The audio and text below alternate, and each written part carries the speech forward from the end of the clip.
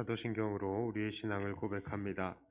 전능하사 천지를 만드신 하나님 아버지를 내가 믿사오며 그 외아들 우리 주 예수 그리스도를 믿사오니 이는 성령으로 잉태하사 동정녀 마리아에게 나시고 본디오 빌라도에게 고난을 받으사 십자가에 못 박혀 죽으시고 장사한 지 사흘 만에 죽은 자 가운데서 다시 살아나시며 하늘에 오르사 전능하신 하나님 우편에 앉아 계시다가 저리로서 산자와 죽은 자를 심판하러 오시리라.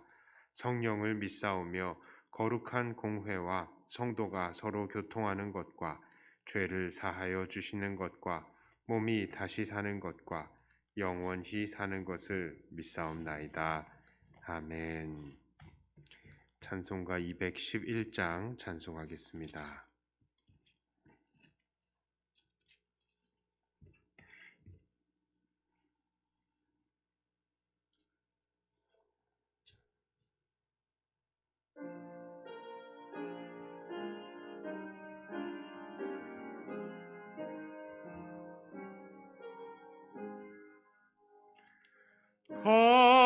값비싼 양유를 주께 드린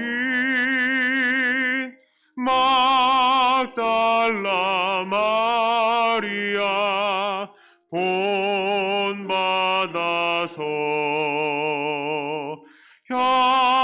향기로운 삼재물 주님께 바치리. 사랑의 주 내 주님께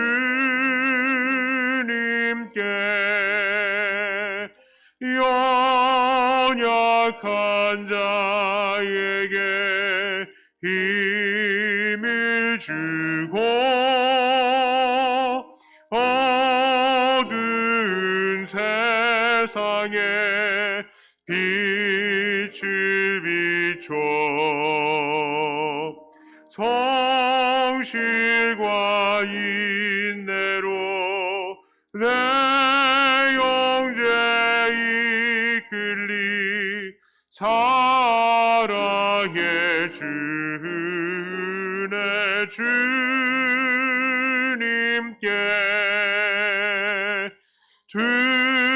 두려운 마음에 소망 주고 슬픔에 쌓인 자 위로하며 길 잃은 자들을 친절히 이끌리. 사랑의 주 내 주님께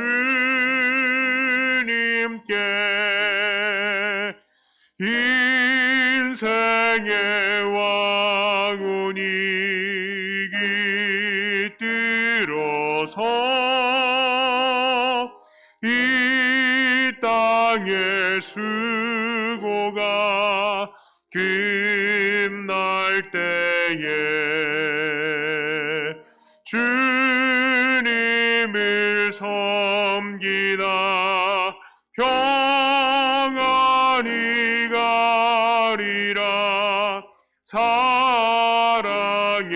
주 내 주님께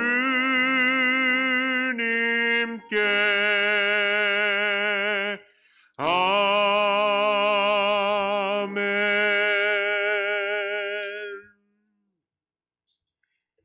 하나님 말씀은 잠언 30장 11절부터 14절까지의 말씀입니다.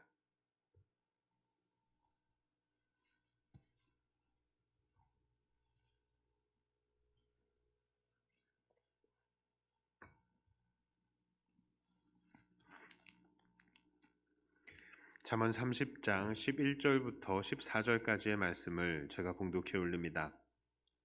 아비를 저주하며 어미를 축복하지 아니하는 무리가 있느니라. 스스로 깨끗한 자로 여기면서도 자기의 더러운 것을 씻지 아니하는 무리가 있느니라. 눈이 심히 높으며 눈꺼풀이 높이 들린 무리가 있느니라.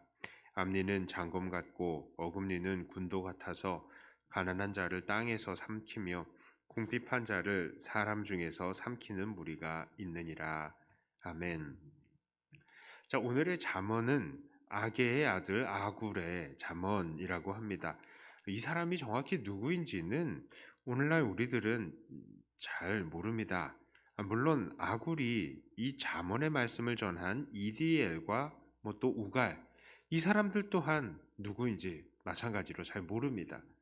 자, 그러나 한 가지 분명한 것은 이 아굴이 정말로 통찰력이 대단한 사람이었다는 것입니다.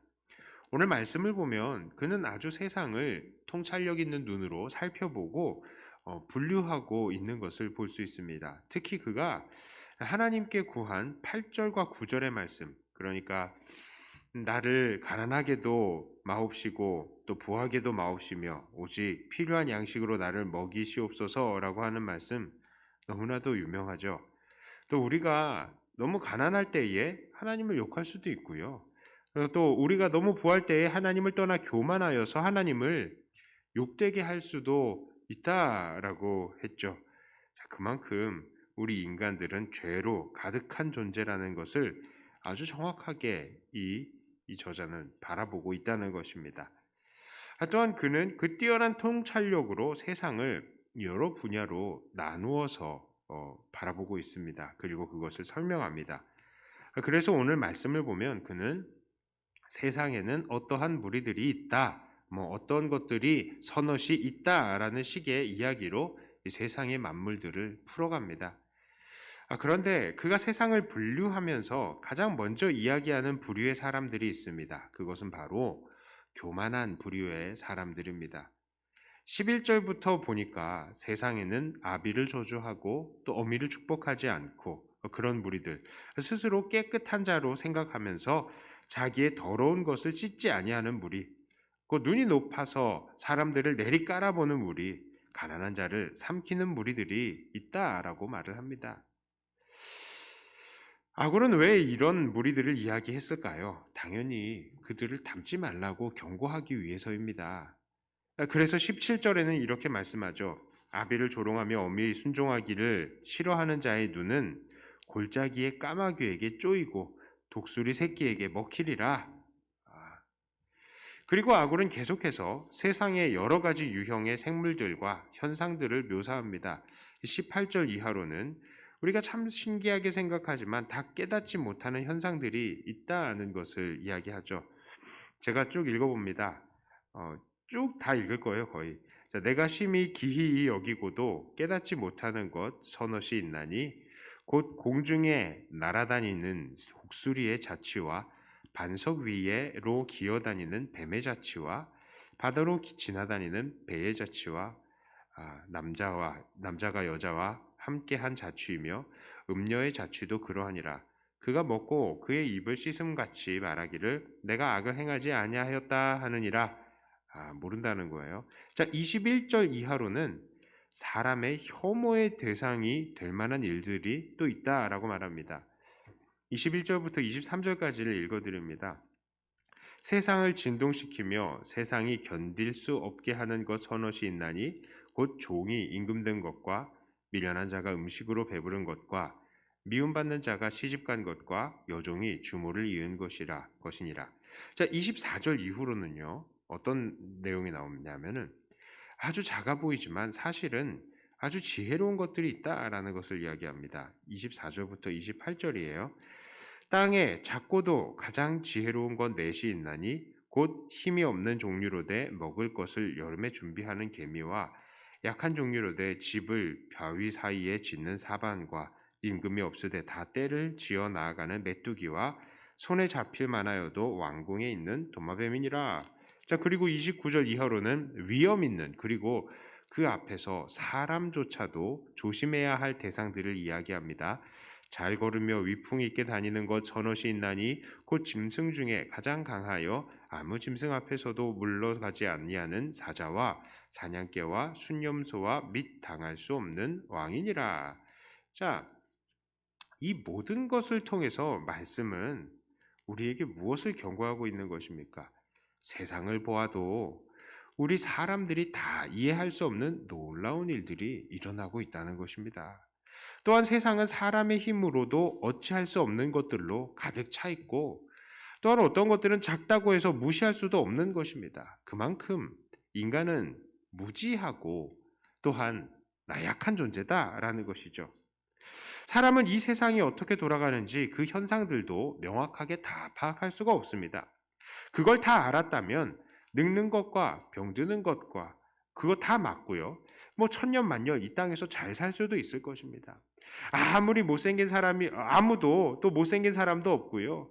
또 좋은 일, 행복한 일들만 일어날 수 있을 것입니다. 가난한 사람이 한 명도 없고 모두 다 행복하게 살았을 것입니다. 그러나 우리는 그렇게 살지 못하고 있죠. 왜 그렇습니까? 지혜가 부족하고 능력이 부족하기 때문입니다. 그러므로 이 세상의 만물들 속에서 우리 그것들만 보아도 우리는 교만한 이유가 아무것도 없다는 것을 깨달아야 된다는 것이에요. 세상의 그 많은 짐승들도 우리 인간들이 다 미치지 못하는, 다들 우리 인간들보다 능력 있는 부분들이 많이 있어요. 자, 그래서 아굴은 32절과 33절 두 절을 본장의 결론의 구절로 제시한 것입니다. 다시 제가 읽어드립니다. 만일 네가 미련하여 스스로 높은 채 하였거나 혹 악한 일을 도모하였거든 네 손으로 입을 막으라. 대저 젖을 저으면 엉긴 젖이 되고 코를 비틀면 피가 나는 것 같이 노를 격동하면 다툼이 남이니라. 자, 교만하여서 스스로 높은 채 하는 것은 당장의 다른 사람 앞에서 멋져 보일 수도 있고, 또한 악한 일을 도모하는 것은 당장에 자기에게 큰 유익을 가져다 줄 수 있을 것 같아 보이지만, 그것은 아주 당연스럽게도 하나님의 진노를 격동시키는 행동이라는 것입니다. 자, 그러므로 우리는 교만하지 말아야 하고 악한 일들을 도모해서는 안 되는 것이죠. 사람이란 존재는 끼익해봐야 연약한 존재일 뿐이니 하나님 앞에서는 그저 겸손해야 한다는 것입니다. 자, 그러니까 이제 말씀을 정리해 봅니다. 잠언 30장의 말씀을 쪼리다 보면 우리가 교만하지 말아야 될 이유를 두 가지를 우리에게 가르쳐 줍니다. 그 첫째는요, 이 세상의 관점에 볼 때에 우리 인간은 무지하고 무능하기 때문입니다. 그래서 우리는 교만하지 말아야 됩니다.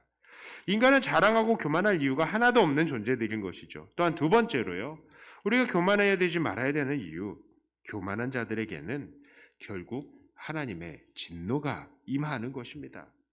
하나님은 교만한 자들을 향해서 진노하시고 그들을 낮추십니다. 하나님은 오직 홀로 영광 받으실 분이시기 때문입니다. 이것이 잠언 30장의 내용입니다.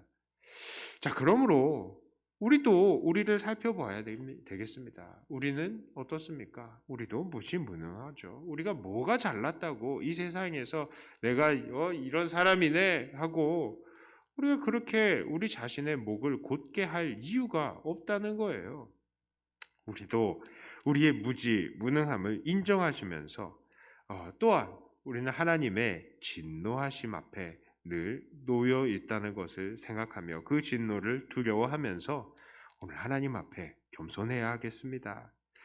이렇게 늘 이 세상 앞에서 하나님 앞에서 항상 겸손한 자세로 자기를 낮추시는 진정한 지혜자들이 다 되시기를 주님의 이름으로 축복합니다. 기도합니다. 하나님 아버지, 세상을 살펴볼 때에 우리들은 정말로 무지하고 또한 무능하다는 것을 봅니다. 세상에 참 많은 것들이 우리 인간들보다 똑똑하고 또 이 세상에는 우리 인간들이 그 힘으로 해 나갈 수 없는 것들이 너무나 많다는 것을 우리가 인정할 수밖에 없습니다. 세상을 주관하시는 하나님, 그 하나님께서 모든 것을 임의대로 다스리시니 우리가 하나님 앞에 겸손할 수 있게 해주시옵소서. 또한 하나님의 심판이 마지막 날 우리에게 우리에게 임할 것을 우리가 생각하면서 우리가 겸손할 수 있게 하여 주시옵소서. 세상의 많은 사람들은 자기가 잘난 줄을 알고 또한 하나님의 심판을 전혀 두려워하지 않지만 우리들은 우리가 무능하고 무지하다는 것을 인정하고 하나님의 심판을 인정하면서 오늘도 겸손히 우리를 돌아보고 하나님 앞에 늘 엎드리는 자들 되게 하여 주시옵소서. 세상에 하나님 그 능력을 증거하고 하나님의 그 심판을 증거하는 경고의 사람들이 다 되게 하여 주시옵소서. 하나님, 이 시간에 기도하는 이 시간은 하나님의 지혜를 깨닫는 시간이 되게 하여 주시고 하나님과 더욱더 깊은 교제를 또 이루며 하나님을 닮아갈 수 있는 시간이 되게 해 주시옵소서. 감사드리며 우리 주 예수님 이름으로 간절히 기도드리옵나이다. 아멘. 하늘에 계신 우리 아버지여, 이름이 거룩히 여김을 받으시오며 나라의 임하옵시며 뜻이 하늘에서 이룬 것 같이 땅에서도 이루어지이다.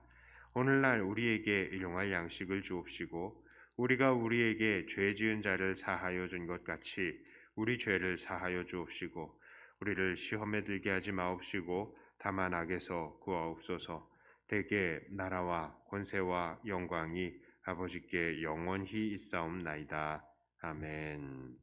하는 말씀 가지고 또 교회를 위해서 기도하시고 각자 적어 나오신 기도 제목으로 기도하시다가 돌아가도록 하겠습니다.